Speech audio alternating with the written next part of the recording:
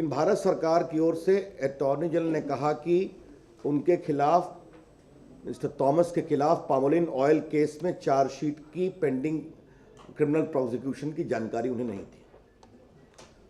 The government today formally informed the Supreme Court that the government did not know about the pending pamoline oil prosecution against Mr. Thomas, or that sanction was pending.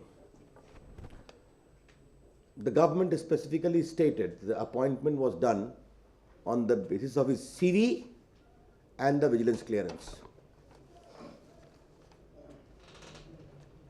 ये बहुत पीड़ा की बात है कि मैं आपको थोड़ा याद दिलाना चाहूँगा कि जब श्री थॉमस की नियुक्ति विवादों में थी तो हमने इस विषय को कई बार उठाया था। सुषमा जी ने उठाया था, अरुण जी, आप लोगों ने चर्चा की थी। भारत सरकार की ओर से दो बातें कही गई। It is our right to appoint and the majority view must prevail. The government of India, in the whole range of controversy, never stated that the government was not aware of the pendency of the pamoline oil prosecution against Mr. Thomas. ये कभी नहीं कहा गया। आज हम सबों की नेता और लोकसभा में विपक्ष के नेता आदरणीय सुषमा स्वराज ने एक कमेंट किया है, और जो हमने पहले भी आपको बताया था कि she is a member of the entire consultation process, appointing process. और उन्होंने जब इस पर चर्चा हुई तो उन्होंने स्पष्ट कहा कि थॉमस को आप नियुक्ति मत करिए, उनके खिलाफ पामोलिन ऑयल का प्रोसिक्यूशन पेंडिंग है। बाकी जो दो हैं इनमें से आप किसी को अपॉइंट कर लीजिए।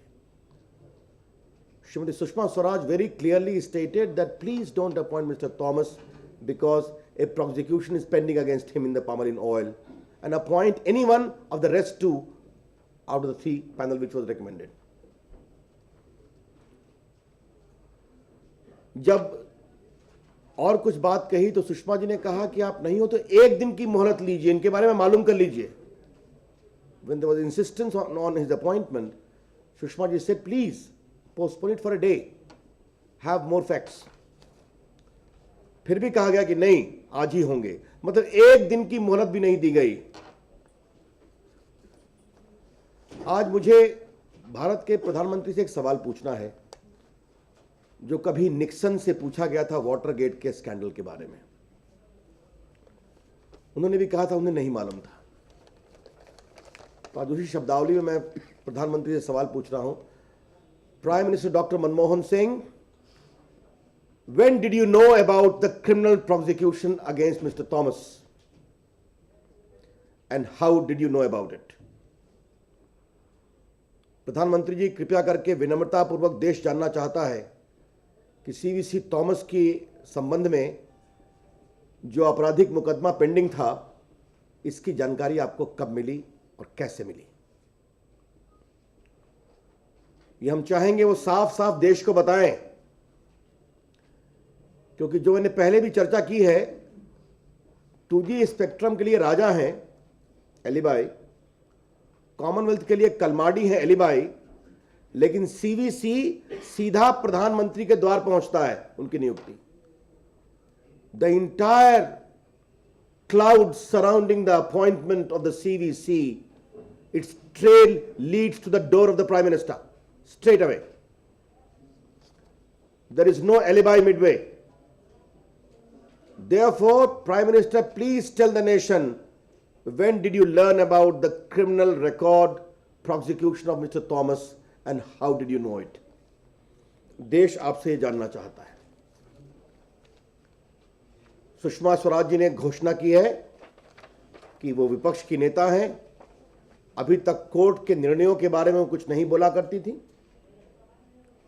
संसद के अंदर और संसद के बाहर विषय को पॉलिटिकली उठाया करती थी। लेकिन चूंकि भारत सरकार सुप्रीम कोर्ट को गुमराह कर रही है, इसलिए वो एक एफिडेविट फाइल करेंगे सुप्रीम कोर्ट में to put the record straight. आदरणीय Sushma Swaraj ji will herself file an affidavit before the Supreme Court to expose the patent lie of the government of India as conveyed to the court through the Attorney General. मित्रों, मुझे एक और बड़ा सवाल उठाना है आज जब ये बात कही गई है। भारत सरकार कैसे चलती है? 2G स्पेक्ट्रम चल रहा है, प्रधानमंत्री डिफेंड करते हैं, बाद में कहते हैं हमें बताया नहीं गया। कॉमनवेल्थ स्कैंडल चल रहा है, स्कैम चल रहा है, फंड पीएमओ के लेवल से सैंक्शन हो रहे हैं, कहा जाता है उन्हें मालूम नहीं। मिस्टर प्राइम मिनिस्टर, आपको क्या मालूम है? कितना मालूम है? आप भारत के सरकार के मुखिया हैं, आपकी सरकार कैसे चलती है आपको मालूम नहीं है क्या?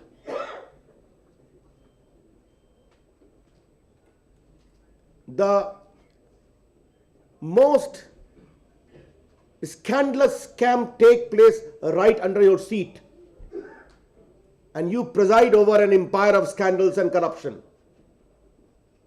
and yet you say I don't know.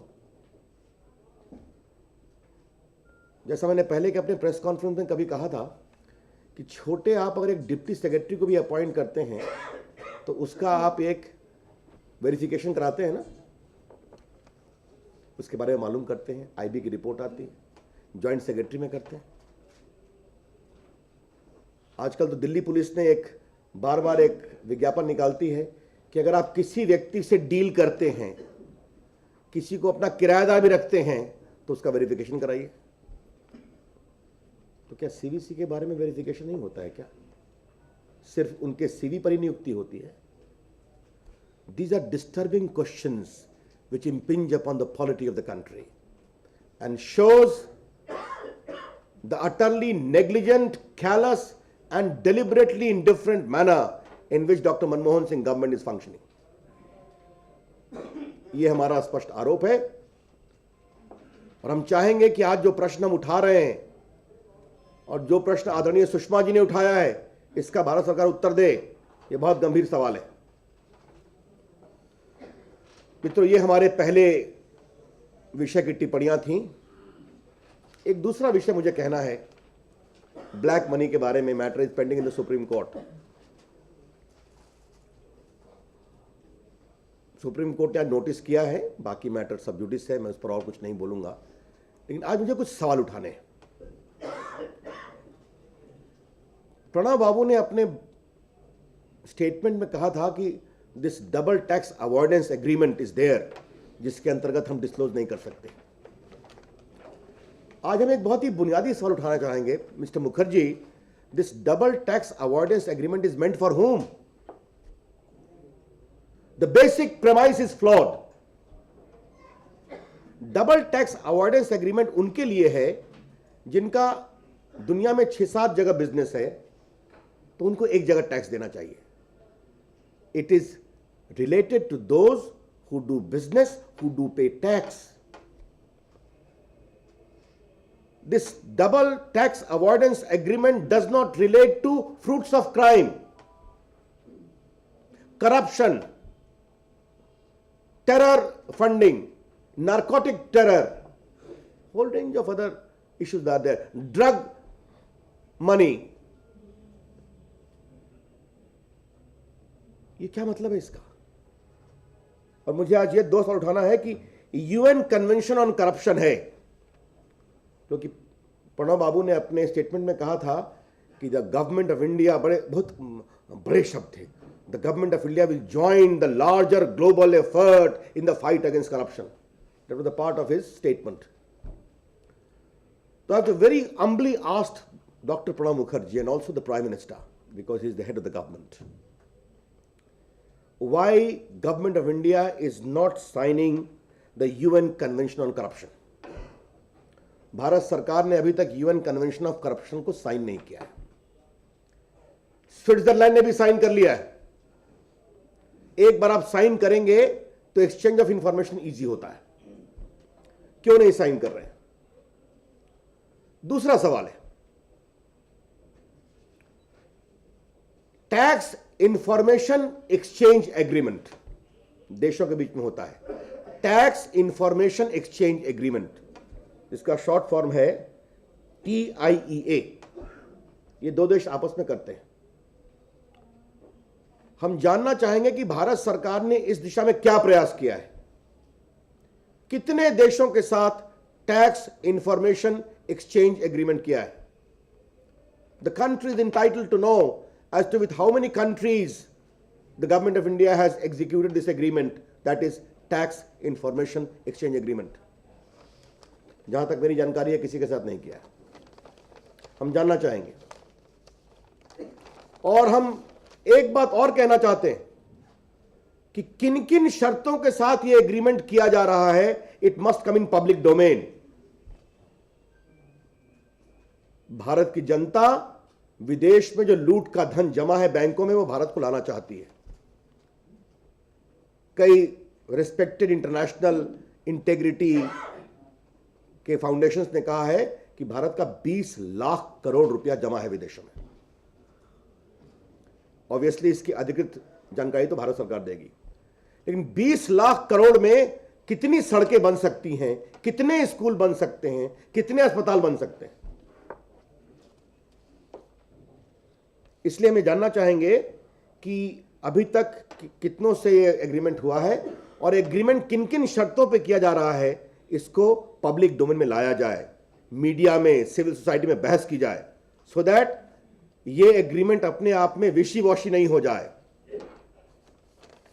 हम इसलिए कहना चाहते हैं कि हसन अली का केस अभी काफी चर्चा में है, आपको मालूम है। आज से 2 साल पहले एक अपराइट इनकम टैक्स ऑफिसर ने स्विस अथॉरिटीज को चिट्ठी लिखी थी कि this is the information we have learned about this gentleman, please help us nab his foreign accounts. They gave a reply, if any case of money laundering or other crime is pending, please inform to us, we will disclose everything. उसके बाद से कुछ कार्रवाई नहीं की गई। तो हम ये कहना चाहते हैं कि ऐसा नहीं हो कि एग्रीमेंट इस तरह से किया जाए कि कुछ भारत में इंफॉर्मेशन लाना ही मुश्किल हो जाए।